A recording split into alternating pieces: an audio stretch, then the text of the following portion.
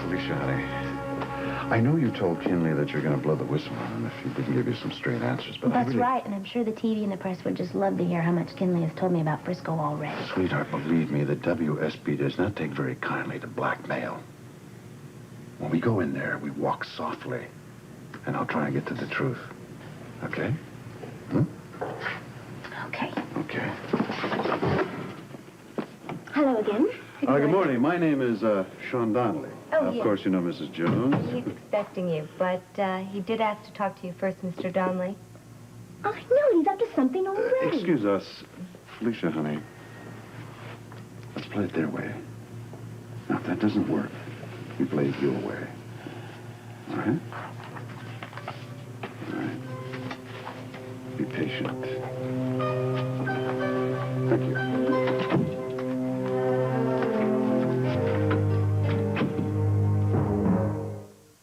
I'll never lose weight. Rescue me! The puppy wagon. General Hospital will continue in a moment. Sit down, Mr. Donnelly. Thank you. I wanted to talk to you first because, well, I figured that you, as a former head of the WSB, would understand the dilemma that I've gotten myself into. Oh, I can understand it, all right. It's just that I think it's only fair to warn you that I had very little influence over Mrs. Jones. She's a very determined young woman. I know about that very well, and that's part of the predicament.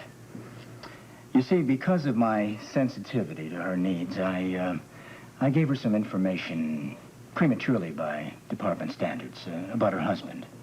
I know. But now, because of developments of a very secretive nature, I can't tell her anything more. You can appreciate that. I can appreciate it, all right, but I just don't think Felicia will. And you can't make her understand? Now, how could I do that when I don't even understand myself? All right, that's a good point. What I'm about to tell you is for your ears only. All right, my ears only. Frisco Jones was involved in perhaps the most sensitive mission the WSB has ever undertaken. As you may or may not know, there's a ring of international terrorists operating in pockets in every international country in the world. I see. Now, Frisco's job, along with other key WSB agents, was to infiltrate these pockets, find out who the leaders were in each case. So that the WSB could take whatever steps they deem necessary to protect the United States of America along with other security agencies throughout the world, right? Exactly. And Frisco was having great success until we lost contact with him. When did this happen? A few months ago. Is that before you told Felicia that you were so sure he was alive? Yes. Then you lied to her. Yes. In order to keep up the appearance of a normal operation. Yes, I understand, but now she wants to know exactly where he is, that's all. Why is that so damned important to her? Because she wants to remember him in her mind, in a specific place in this world. Come on, Kinley. This is not a new phenomenon. People, since time immemorial, have wanted to bury their dead. Now, just where the hell is he? Look, I can tell you this. He was on this continent. You mean they're operating here? Yes. Do you understand now why I can't say anything more to Felicia? One slip on her part, and every agent that we've sent in since we lost touch with Frisco would be endangered. And we're that close to blowing this whole thing wide open. Look, Jim, she is going to go to the press if you don't tell her. And you can't stop her. No, I can't. I think you better talk to this lady. I guess you're right. You owe her that much. Ask her to come in, please.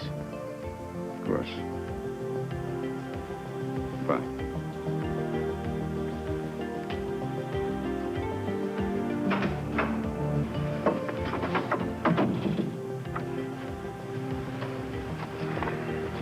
I'll see you now.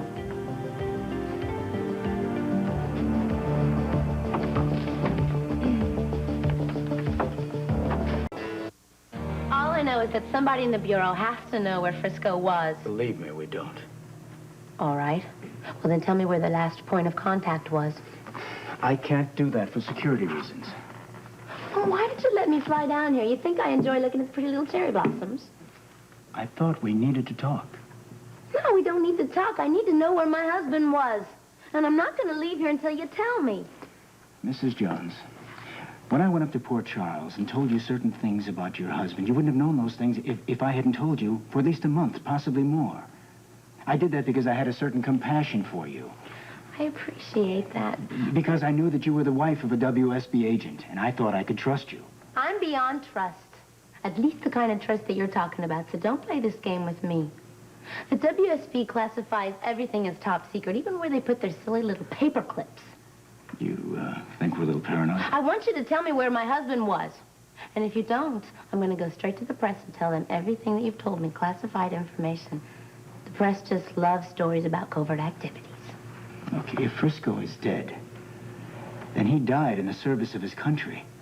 He died for something that he believed in, something that he thought was important. You should be proud of him. I am. Well, you must know that we sent in other agents to fill the gap that Frisco left.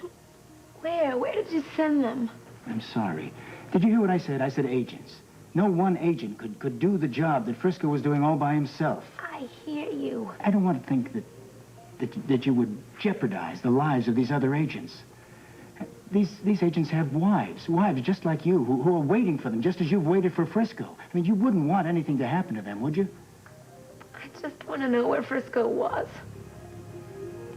I can only tell you this. Frisco moved around the world with such apparent ease that, well, even though the last we heard from him, he was on this continent, we have no idea where he was last.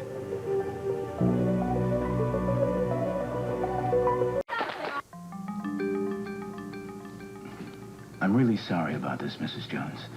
If there were anyone that I would like to... Thank you for your time, Mr. Kinley. I won't bother you again. Goodbye, Mrs. Jones. Take me home.